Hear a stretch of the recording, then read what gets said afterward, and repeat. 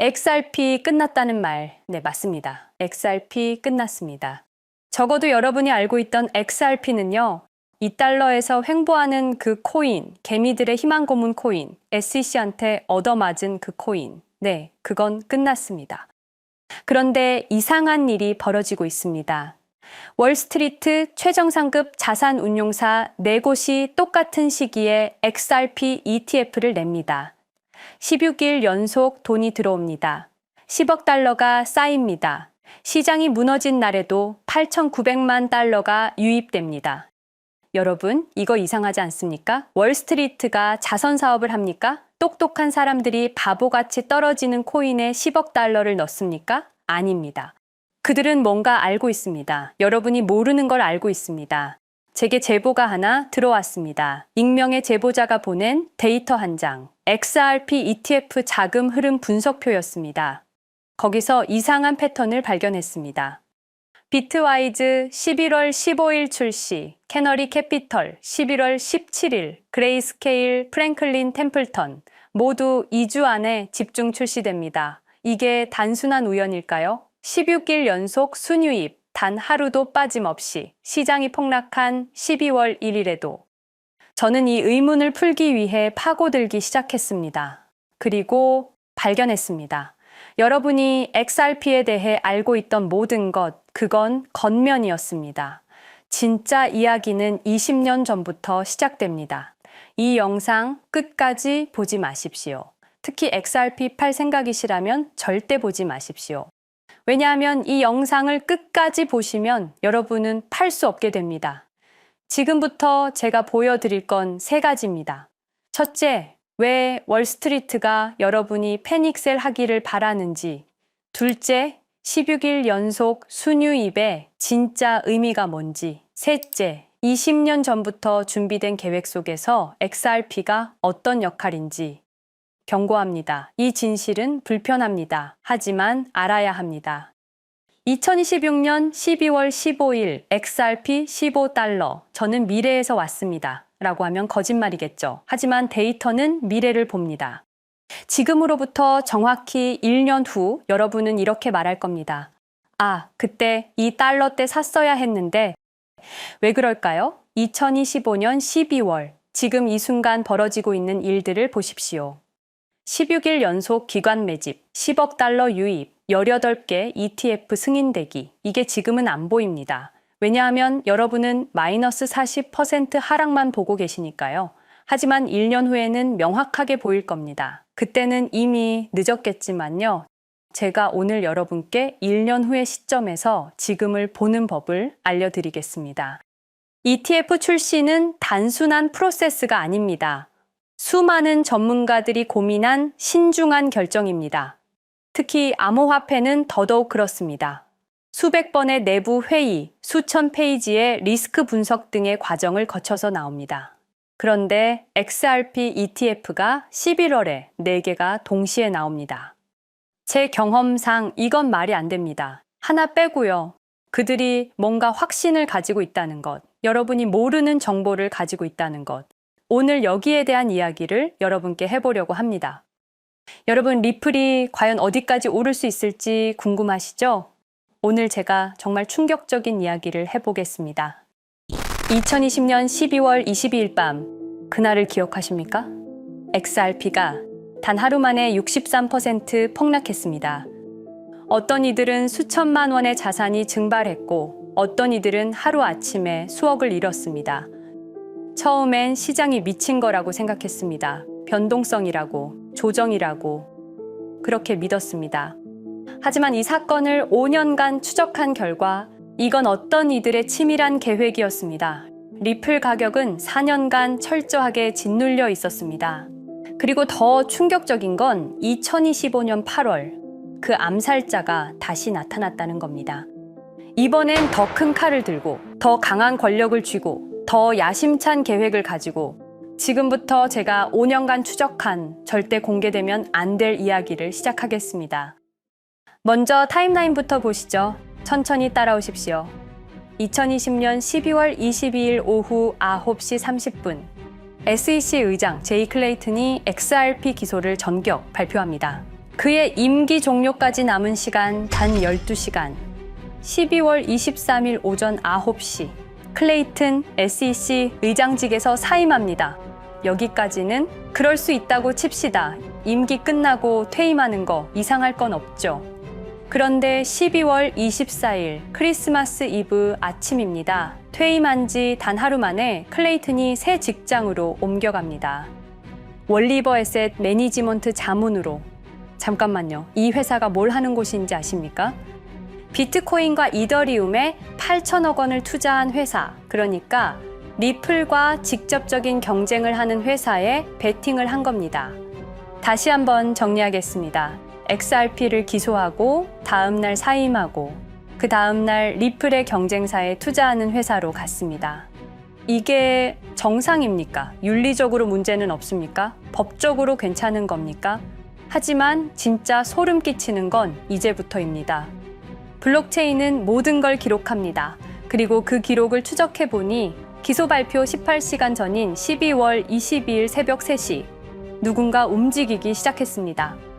대량의 XRP가 조심스럽게 하지만 확실하게 매도되기 시작합니다.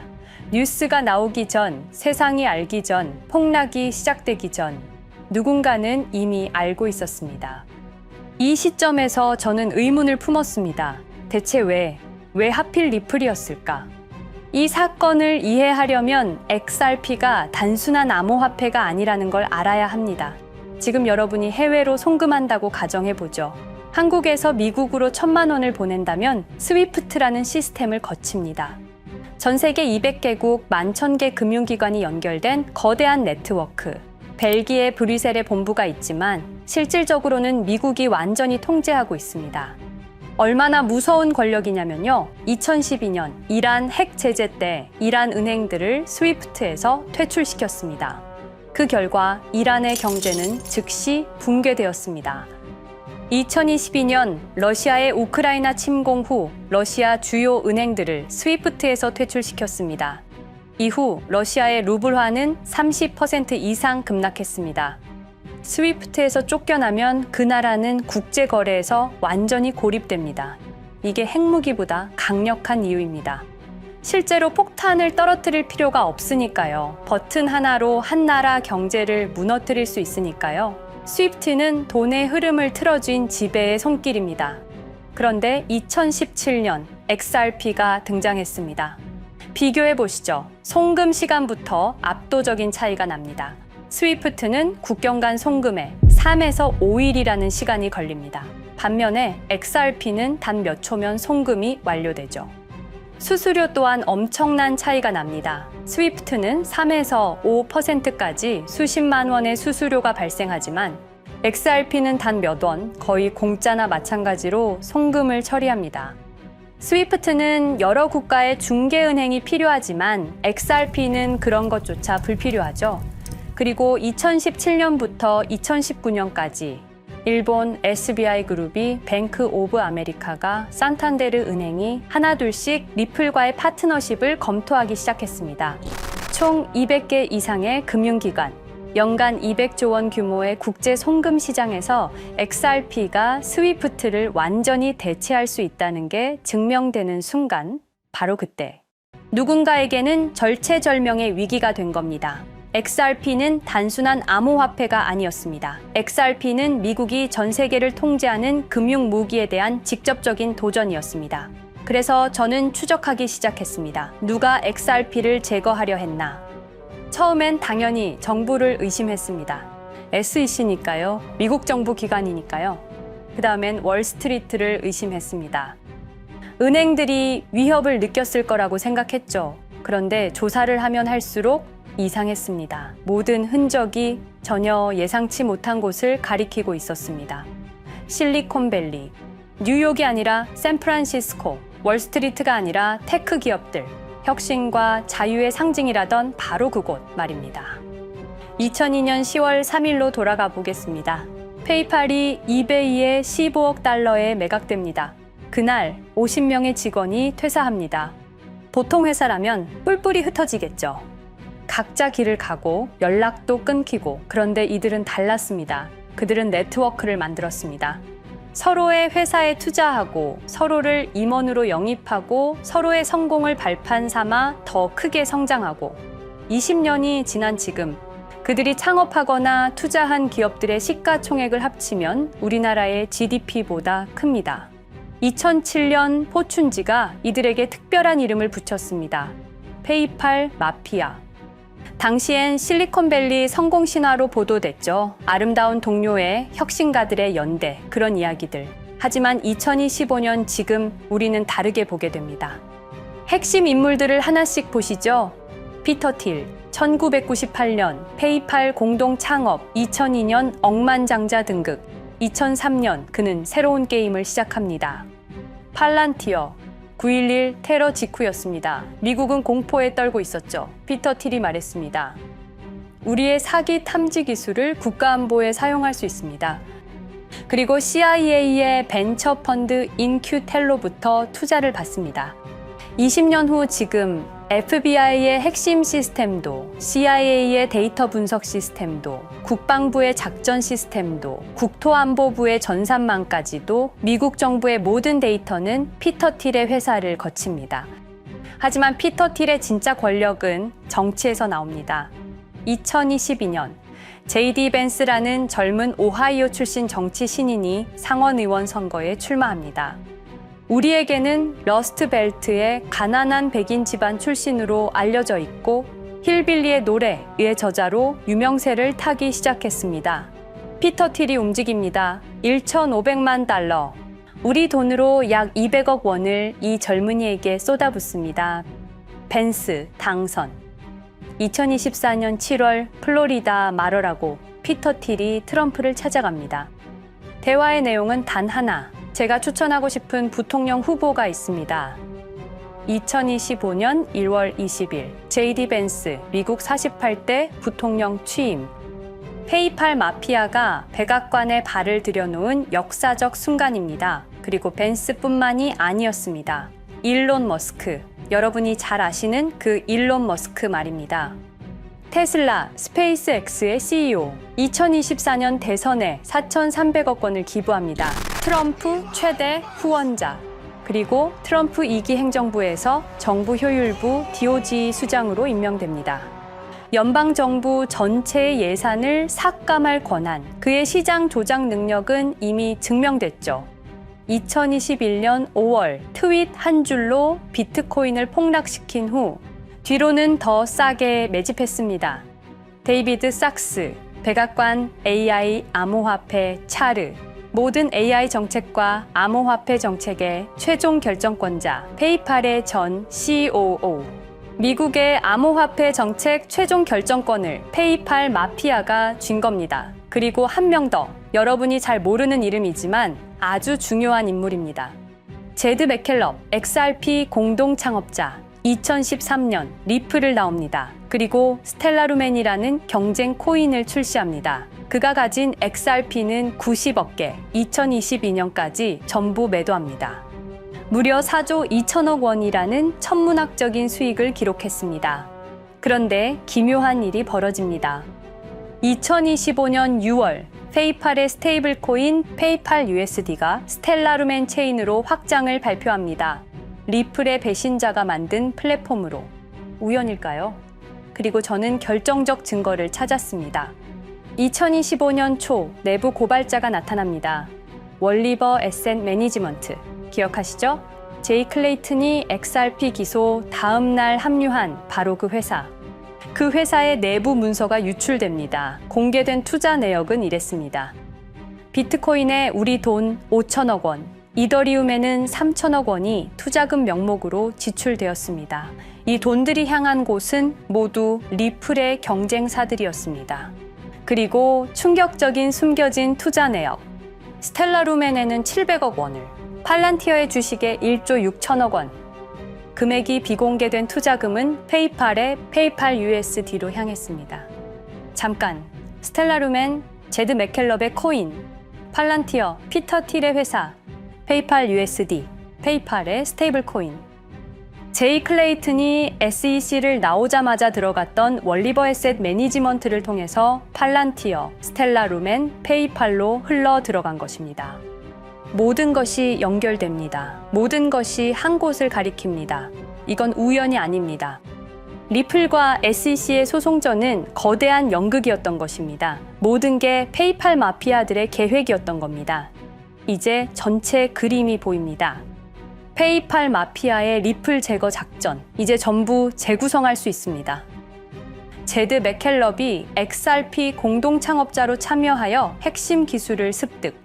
2013년 의도적으로 갈등을 벌인 후 퇴사. 그것도 90억 개의 XRP를 보유한 채로 말이죠.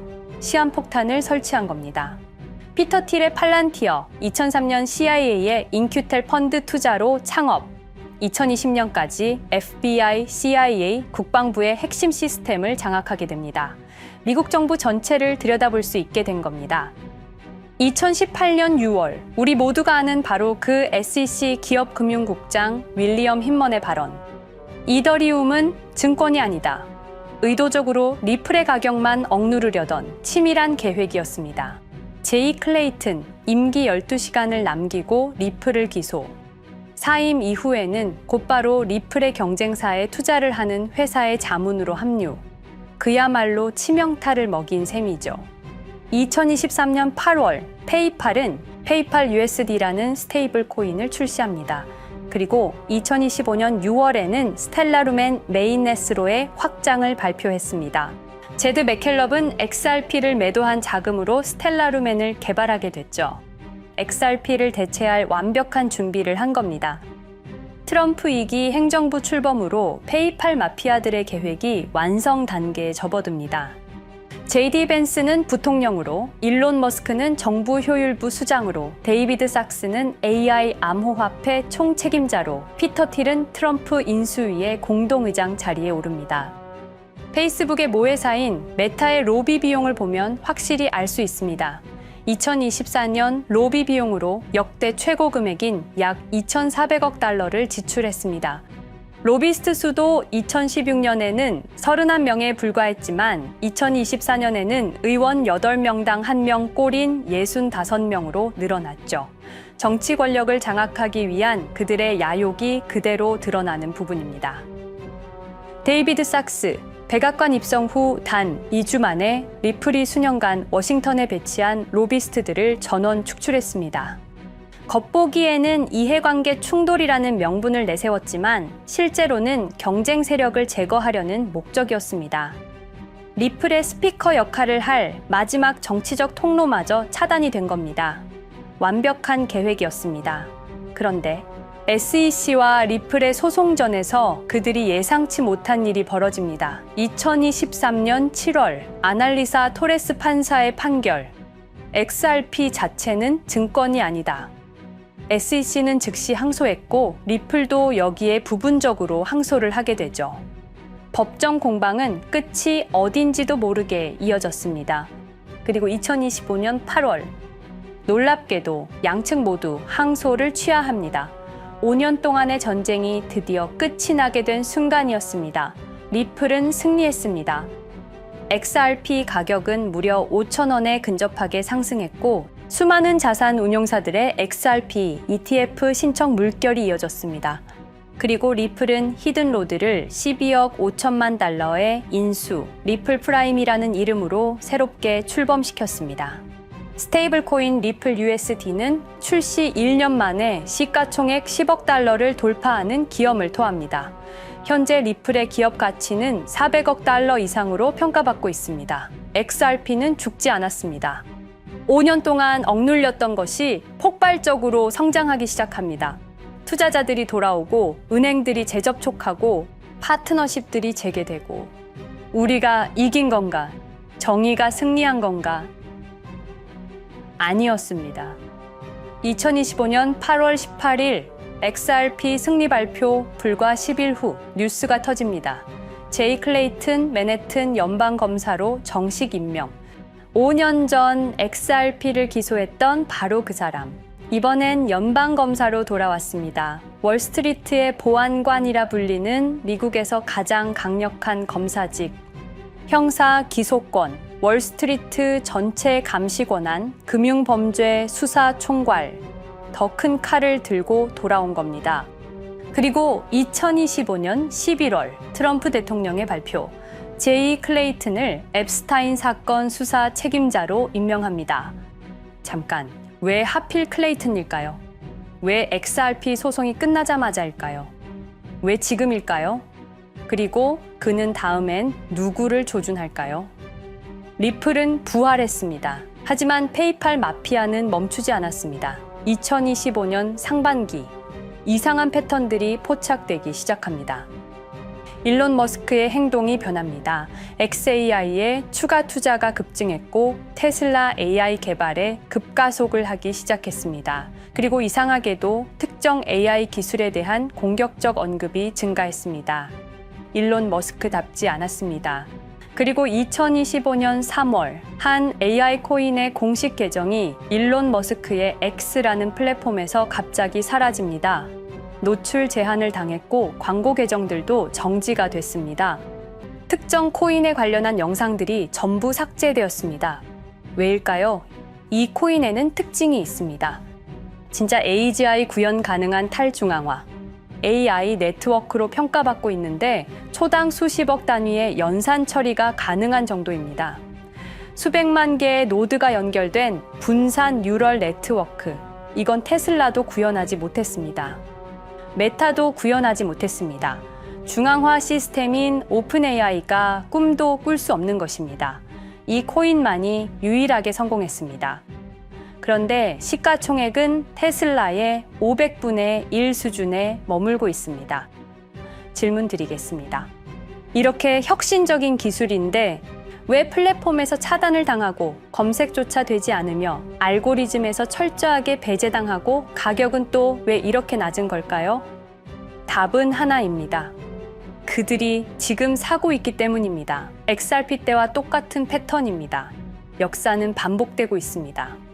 그리고 지금도 머스크와 페이팔 마피아의 자금이 이 코인으로 조용히 흘러 들어가고 있습니다. 가격이 낮은 건 무가치해서가 아닙니다. 리플이 그랬던 것처럼 그들이 움직이고 있기 때문입니다. 저는 이 AI 코인의 정체를 여기 유튜브에서 공개하려 했습니다. 하지만 치명적인 문제가 있습니다. 유튜브, 2005년 페이팔에서 나온 3명의 남자가 만들었습니다. 체드 헐리, 스티브 첸, 자베드 카림. 여러분이 지금 보고 계시는 이 유튜브라는 플랫폼조차도 모두 페이팔 마피아 출신의 감시망 안에 있습니다. 그리고 X는 일론 머스크가 소유하고 있습니다. 페이스북은 피터 틸의 첫 외부 투자로 시작했습니다. 그들은 플랫폼을 소유하고 있습니다. 백악관도, SEC도, FBI, CIA 계약도, 주요 SNS 플랫폼도 모두 그들 손안에 있습니다. 이전에 제가 이 코인을 공개한 영상이 있었습니다. 그러나 그 영상은 바로 삭제됐고 채널도 정지됐습니다. 가이드라인 위반은 전혀 없었습니다. 그냥 사라졌습니다. 불편한 진실이 다뤄질 때마다 이런 일이 반복됐습니다. 하지만 한 가지는 분명합니다. 5년 전 XRP 투자자들은 속수무책이었습니다. 그런데 그들은 포기하지 않고 5년을 버텼습니다. XRP는 부활했고 포기하지 않는 사람들은 큰 수익을 얻었습니다.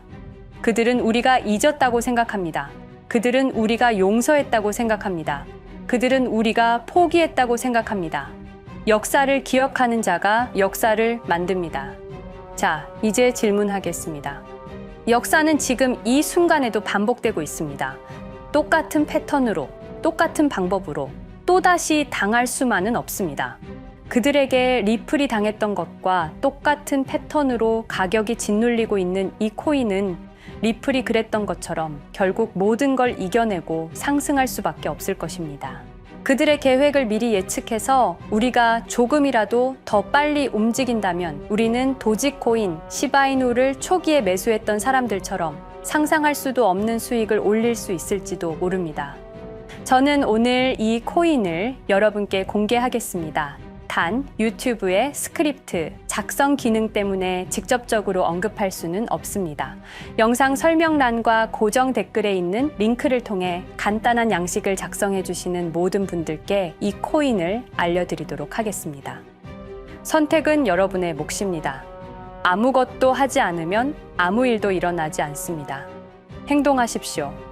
그러면 여러분의 인생은 바뀌게 될 겁니다.